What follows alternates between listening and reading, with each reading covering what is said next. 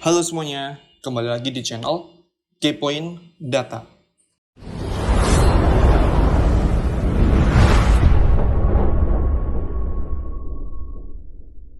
Oke, kembali lagi kita belajar tentang model BERT ya. Jadi materi kali ini kita akan belajar tentang Word Space Tokenizer.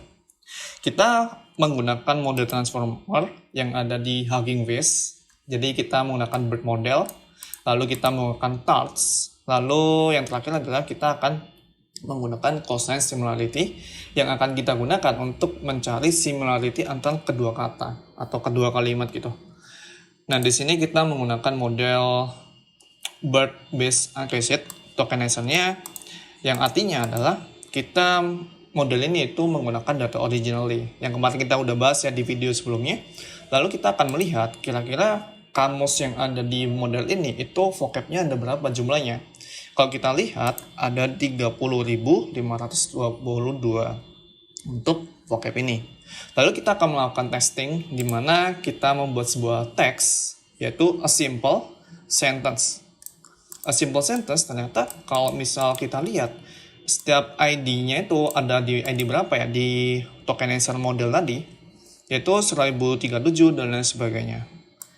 Ya, A itu 1037, simple 3722 dan lain sebagainya.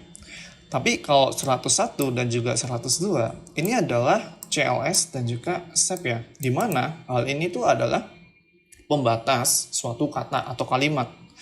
Dan setelah kita udah lihat encode-nya, kan kita encoding nih menjadi suatu token.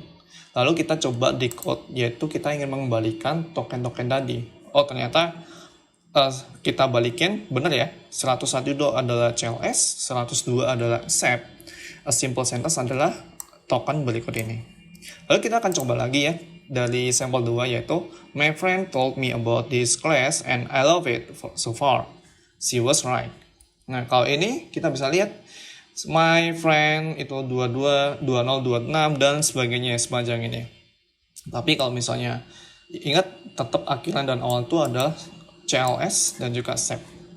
Lalu kita akan mencoba ya, kalau misalnya kita buat sebuah kombinasi untuk lebih mudah ketika kita melihat suatu tokennya. Dan di sini tokensnya adalah 101, itu adalah CLS, dan lain sebagainya. Tentunya kalau kalimat ini itu udah ada atau termasuk di dalam vocabulary dari model uncased ya. Nah, bagaimana kalau misalnya nggak ada? Kita akan coba dengan kata synen. Synen in tokenizer.vocab. Oh, ternyata nggak ada nih kata synen di vocabulary. Terus kita mau coba lagi. Kalau misalnya kayak gitu, apakah synen ini bisa termasuk dari bagian vocab? Ternyata kita akan coba dengan kata yang tidak diketahui, yaitu synen loves a beautiful day. Jadi kita coba encode dan hasilnya cukup aneh ya. Dan kata synen itu model itu mengambil dari sin. Ingat ya, ada sin, cosine, tanen, dan lain sebagainya. Terus yang am-nya itu dia akan mengambil suatu data yaitu an. Kayak gitu. Dan di sini tuh ada suatu padding ya. Kayak pagar-pagar itu namanya padding. Terus kayak gitu ya. Ternyata kalau misalnya kita breakdown lagi, hasilnya tuh seperti itu. Nggak ditemukan tapi dia menggunakan kata yang lain. Lalu kita coba lagi encode. Nah, ingat ya. 8254 itu punya sin, terus 2319 itu punyanya anan ya. Jadi sinan itu jadinya dua kata bukan satu kata. Lalu kita coba yang itu benar ya 2019. Ini ingat ya, ini adalah CLS dan juga SEP. Oke, sekarang kita coba dengan kata lain yaitu Sinan is our instructor for this awesome sauce in class. Dan kita bisa lihat bahwa ini sama ya, Sinan ini sama-sama nggak ada. Terus di awesome sauce ini ternyata beda ya, jadinya so atau jadi gitu. Dan use ini udah dua kata yang berbeda. Nah ternyata kalau misalnya kita breakdown lagi, kita tuh harus nggak semuanya ada gitu. Dan biasanya hal itu bisa kita manipulatif dengan menggunakan padding. Tapi kita nggak belajar di sini ya, untuk next class aja. Terus kita coba di my friend told me about this class and I love it so far. Dan ternyata input ID-nya itu seperti ini ya. Terus tokens ID Itu ada segini, terus ternyata itu attention max-nya di semua kata ya, dilakukan attention max. Ingat ya, attention max itu kayak kemarin kita udah pelajarin, teman-teman bisa lihat videonya lagi. Lalu kita akan melihat similarity antara beberapa kata ya. Di sini ada kata Python pet, yaitu berisi tentang I love my pet. Python language adalah I love my Python language. Kita menggunakan model dari Bird Uncased. Kita lakukan modeling di sini ya.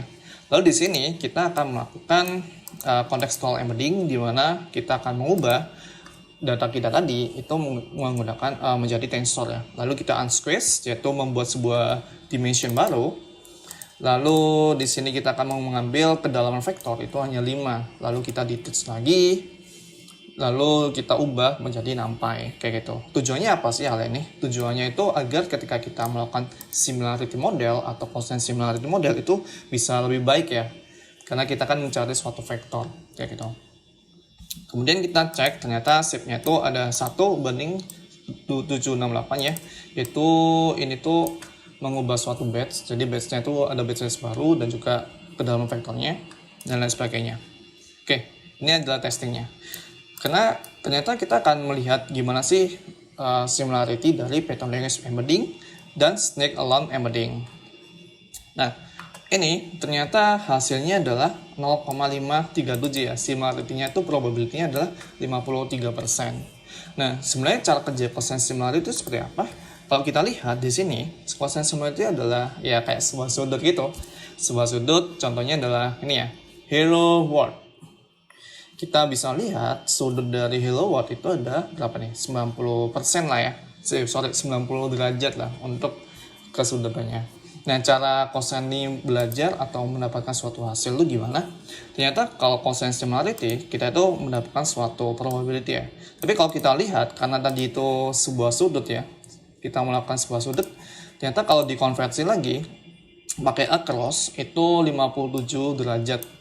Jadi kalau di sini probability-nya adalah 53, ternyata across-nya adalah 57 derajat. Ingat ya, semakin rendah berarti semakin mendekati kesamaannya ya untuk derajatnya.